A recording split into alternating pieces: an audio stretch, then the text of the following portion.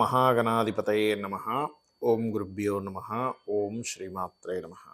పరమేశ్వర స్వరూపమైనటువంటి జ్యోతిష, వాస్తు మరియు ఇతర అనేకమైనటువంటి శాస్త్రములను మనకు అందించినటువంటి మహర్షులకి నమస్కారం. హయగ్రీవ హయగ్రీవ హయగ్రీవేతి యో వదేత్ తస్య నిస్సరతే వాణి జహ్నుకన్యా ప్రవాహవత్. అరుణాం కరుణాతరంగితాక్షీం ధృతపాశాంకుశపుష్పబాణచాపాం అనిమాదిభిరావృతాం మయూకైః అహమిత్యేవ విభావయే భవానీ. శ్రీమాత్రే నమః.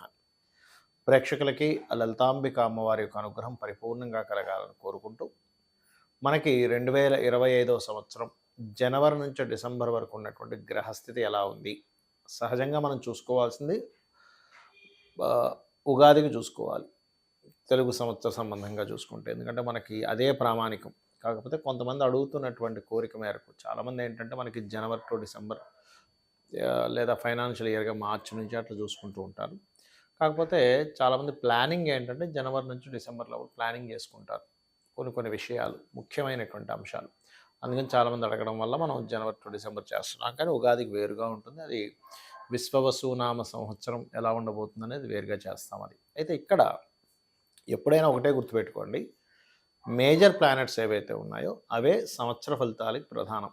ఇక్కడ ఈ సంవత్సరం 2025 సంవత్సరంలో 4 గ్రహాలు పర్టికులర్గా మారిపోతున్నాయి. ఏమిటవి అంటే, శని భగవానుడు ఇక్కడ ఉండేటువంటి శని మార్చి 29వ తేదీకి మీనంలోకి మారిపోతాడు. మీనంలో ఉండే రాహువు శని ఇద్దరూ కలిసి మే 30వ తేదీ వరకు కలిసి ఉంటారు. గుర్తుపెట్టుకోండి, ఇది ఒక డిఫరెంట్ కాంబినేషన్. అలాగే ఇక్కడ ఉన్నటువంటి రాహు ఇక్కడికి మే 30వ తేదీకి, ఇప్పుడు ప్రజెంట్ ఇక్కడ ఉన్నటువంటి గురువు ఈయన వక్రించున్నాడు ప్రస్తుతం, ఈయన మే 15వ తేదీకి ఇక్కడ మారిపోతాడు. ఈ యొక్క గ్రహస్థితిని అనుసరించి ద్వాదశ లగ్నాల వారికి, లగ్నం తెలియదు అనుకున్న వారు రాశి నుంచి చూసుకోవచ్చు ఎటువంటి ఫలితాలు జరగనున్నాయి, ఏ విషయాల పట్ల జాగ్రత్తగా ఉండాలి. జ్యోతిషశాస్త్రం అంటే ఏదో భయపెట్టేదో భయపడేదో కాదు, ప్లానింగ్ చేసుకోవడానికి మీకు మార్గాన్ని చూపించేది. కాబట్టి ఈ యొక్క ఫలితాలు చెప్తుంది నేనప్పటికీ కూడా చెప్పిస్తుంది సాక్షాత్ లలిత అమ్మవారిగా భావిస్తూ ఒక్కొక్క లగ్నం గురించి మనం తెలుసుకుందాం. వృశ్చిక లగ్నము, వృశ్చిక రాశి. మీకు ప్రస్తుతం ఉన్నటువంటి గ్రహస్థితి ఏమిటంటే అర్ధాష్టమ శని నడుస్తుంది ప్రస్తుతం. ఇది మార్చి 29వ తేదీ నుంచి తగ్గిపోతుంది. సో మార్చి 29వ తేదీ వరకు మీరు ఏదైనా ఒక ప్రాపర్టీ తీసుకునేటప్పుడు కానీ, కన్స్ట్రక్షన్స్ విషయంలో కానీ, సెకండ్ హ్యాండ్ వెహికల్స్ తీసుకునేటువంటి అంశాలలో కానీ చాలా జాగ్రత్తగా ఉండండి. ఎందుకంటే శని 4లో ఉన్నప్పుడు ఈ ప్రాపర్టీ మీద, చదువు మీద, పాత వస్తువుల మీద ప్రభావం చూపిస్తూ ఉంటుంది. అంటే తొందరపడి ఏదో వెహికల్ తీసుకోవడం, సెకండ్ హ్యాండ్ వెహికల్, దానికి రిపేర్స్ రావడం, ఇట్లాంటివి ఎక్కువగా ఉంటూ ఉంటాయి. ఇదే శని కనుక మీకు మారాడు అనుకోండి పంచమంలోకి, అప్పుడు మళ్ళీ ఆ ప్రాబ్లం ఉండదు.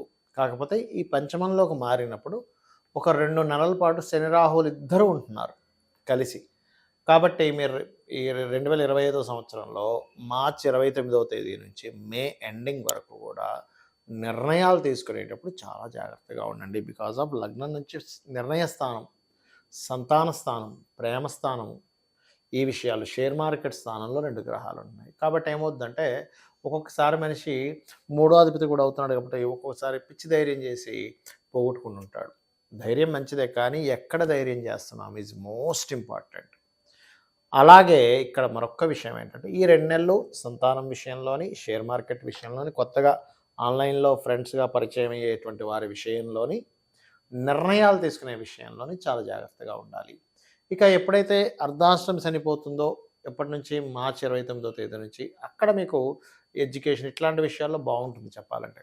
కాకపోతే ఈ రాహు ఎప్పుడైతే 4లోకి వస్తాడో, వృశ్చికం వారికి ఎప్పుడైతే మనకి మే 30వ తేదీ నుంచి వస్తాడో, బయట దేశాలకు వెళ్ళి చదువుకుందాము, లేదా ఏదైనా రహస్యమైనటువంటి కొన్ని ఉంటాయి, నిగూఢమైనటువంటి విద్యలు, అటువంటివి వాటికి చాలా బాగుంది చెప్పాలంటే.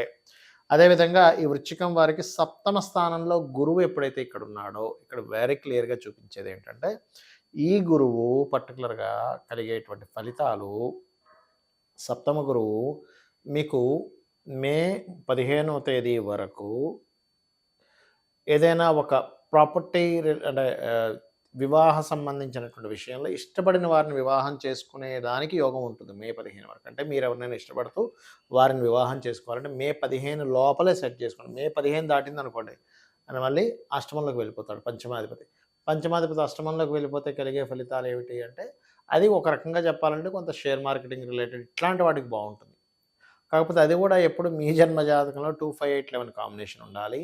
ఒక నీచభంగ రాజయోగం గాని, విపరీత రాజయోగం కానీ కలిగి ఉండాలి. అప్పుడు మీకు ఖచ్చితంగా బావుంటుంది. ఇది గుర్తుపెట్టుకోండి. రూల్ ఇది. అంతే. కాకపోతే ఈ వృచ్చికంలో ఇక్కడ ఉన్నప్పుడు, ఈ వృశ్చిక లగ్నానికి కేతువు దశమంలోకి వెళ్తున్నాడు. గవర్నమెంట్ సెక్టార్స్‌లో ఉండేటువంటి వారికి మార్పు చూపిస్తుంది. వృశ్చికం వారికి 10థ్‌లో కేతు వెళ్ళినప్పుడు.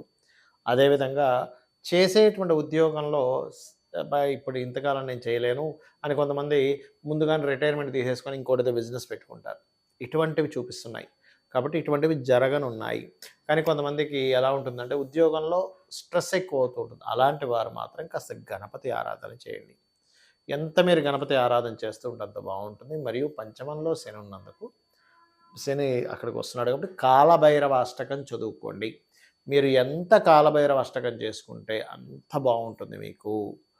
అదేవిధంగా ఇక్కడ ఎవరికైనా గవర్నమెంట్‌లో ఎక్కువగా ఇబ్బందులు ఉన్నాయనుకునేటువంటి వారికి అసలు గణపతి ఆరాధన చేయండి. అన్ని విధాలా మీకు బాగుంటుంది. దేశకాల సంబంధంగా కలిగేటువంటివి ఎటువంటివి ఉంటాయి సర్వసాధారణంగా ఈ యొక్క గ్రహాలు మారినప్పుడు అంటే, మనము గత వీడియోలో చెప్పుకున్నాం ఒక 1.5 ఇయర్ బ్యాకే. ఏంటంటే శని ఒక్కొక్క రాసుల్లో ఉన్నప్పుడు ఒక్కొక్క రెవల్యూషన్ తీసుకొస్తాడు. బిజినెస్ పరంగా చాలా మార్పులు తీసుకొస్తాడు అని. శని మనకి కుంభంలో వచ్చే ముందే మనం కుంభంలోకి వస్తున్నప్పుడే చెప్పుకున్నాం. టెక్నాలజీ వైజ్‌గా, బిజినెస్ వైజ్‌గా చాలా మార్పులు తీసుకొస్తాడు అని. అదే మనకి 30 సంవత్సరాల క్రితం చూసుకుంటే గనక కంప్యూటర్ అనే దాన్ని పెంచుకుంటూ వచ్చాడు 30 ఏళ్ల నుంచి. ఇప్పుడు శని ఇక్కడికి వచ్చేసరికి ఏమైంది, ఏఐ అనేటువంటిది ఇచ్చాడు. మీనంలోకి వెళ్ళినప్పుడు ఏమవుతుందంటే సర్వసాధారణంగా అక్కడ ఫైనాన్షియల్ రిలేటెడ్ సంబంధించిన విషయంలో అనేకమైనటువంటి మార్పులు వస్తాయి.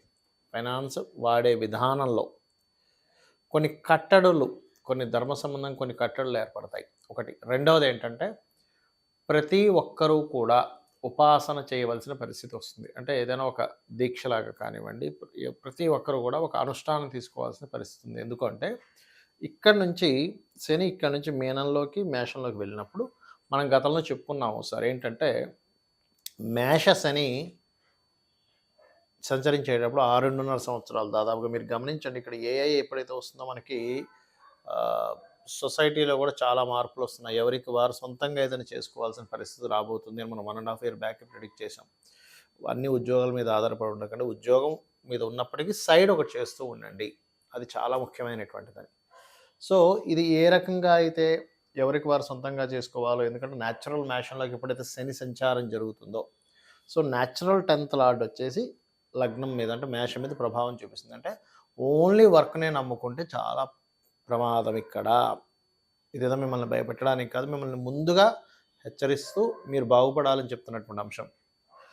అలాగే ఇక్కడ ఇంకోటి ఏంటంటే ఓన్గా ఏదైనా చేసుకోవాలి. శని నీచబడుతున్నప్పుడు మనం ఉద్యోగాల మీద ఆధారపడకూడదు. సొంతంగా ఏదైనా ఒక చిన్న కర్మాగారం, చిన్నగా మనం ఓన్గా ఏదైనా సేల్ చేయగలమా ఆన్లైన్లో, లేకపోతే ఇంకేదైనా చేయగలమా అనేటువంటి దాంట్లోకి వెళ్ళాలి.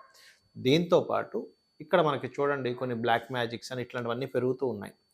ఈ శని మీన మేషరాశుల్లో సంచరించేటప్పుడు ముఖ్యంగా కొన్ని ధర్మ సంబంధించినటువంటి విషయాలకి, కొన్ని కోర్టు రిలేటెడ్ సంబంధించిన ఇష్యూస్కి, కొన్ని నెగటివ్ ఎనర్జీస్కి ప్రభావం ఎక్కువగా ఉంటుంది ఇక్కడ శని సంచారం జరిగేటప్పుడు. అందుకని ప్రతి ఒక్కరు కూడా వారి వారి లగ్నాలను బట్టి, వారి వారి రాసులను బట్టి, వారికి ఏ దేవత ఇష్టమైతే ఆ దేవత అనుష్ఠానం రోజు ఉదయం ఒక అరగంట, సాయంత్రం ఒక అరగంట సేపు చేసుకోవడం మిమ్మల్ని, మీ యొక్క కుటుంబాలను అన్నింటినీ రక్షిస్తుంది.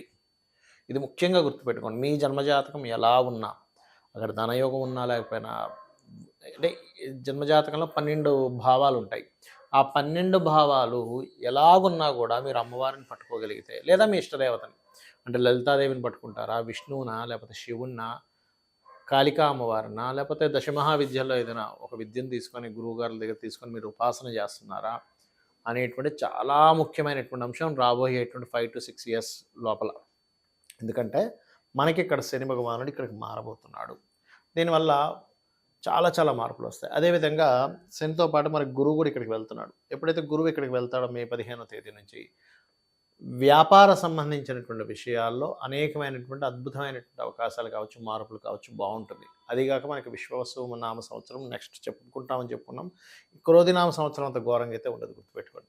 అలాగే కేతువు ఎప్పుడైతే ఇక్కడికి వస్తున్నాడో, రవి రాసుల్లోకి వస్తున్నాడో, రవి అధిపతి అవుతాడు నెక్స్ట్. కాబట్టి ఏంటి, కేతువు అక్కడికి వచ్చినందుకు ఆ 1½ ఇయర్‌లో చాలా పెద్ద పెద్ద వాళ్ళు అంటే మే 30వ తేదీ నుంచి ఒక 1½ ఇయర్‌లో దేశాన్ని పాలించేటువంటి చాలా పెద్ద పెద్ద వాళ్ళకి కీర్తి రావడం జరుగుతుంది. మార్పులు జరుగుతాయి. ఇది ఇచ్చేటువంటి రిజల్ట్ ఇది. అలాగే ఈ రాహు ఇక్కడికి వస్తున్నందుకు కొన్ని చూడండి ఒక్కోసారి మనం అంటుంటాం ఏమంటే కొన్ని నిధులు దొరికాయి, నిగూఢమైనటువంటి విషయాలు బయటపడ్డాయి. నిగూఢమైనటువంటి విషయాలు బయటపడేలా చేస్తాడు రాహు ఇక్కడికి వస్తున్నది. అంటే ఏమిటి, గోచారంలో తిరిగేటువంటి గ్రహాలు ఈ ఫలితాలు ఇస్తాయి. అలాగే నేను అందరికీ చెప్పేది ఒకటే, ఫైనల్‌గా మీ గ్రహస్థితి ఎలా ఉన్నా ఒకటే గుర్తుపెట్టుకోండి. అమ్మవారిని నమ్ముకొని, భగవంతుడిని నమ్ముకొని, ధర్మంగా మీ పని మీరు చేసుకుంటూ వెళ్ళిపోండి. ఈ ప్రతీది కూడా అమ్మవారికి సమర్పిస్తూ చేయండి. ప్రతీది కూడా రిజల్ట్ 100కి 200% పర్ఫెక్ట్‌గా మీకు ఏది మంచిదో అది జరుగుతుంది గుర్తుపెట్టుకోండి. ఎప్పుడు కూడా భగవంతుడిని కోరుకునేటప్పుడు నాకేది మంచో అది చెయ్యి స్వామి లేదా తల్లి కోరుకున్నట్లయితే ఖచ్చితంగా మంచి జరుగుతుంది. ఇక్కడ ఒకటేంటంటే మెయిన్‌గా ఈ మీన, మేషరాశుల్లో సంచరించేటప్పుడు వీలైనంత మట్టుకు కాలభైరవుణ్ణి గానీ, లేదా కాళికా అమ్మవారిని గానీ ఎవరైతే ఎక్కువగా స్మరిస్తారో మీ ఇష్టదైవాన్ని కూడా స్మరించుకోవచ్చు, దానికేం ప్రాబ్లం లేదు. ఇంకొంచెం నెగెటివ్ ఎనర్జీస్ లాంటివి ఏవి కూడా ప్రభావం పడకుండా ఉంటుంది. ఇది గుర్తుపెట్టుకోండి. శ్రీమాత్రే నమః.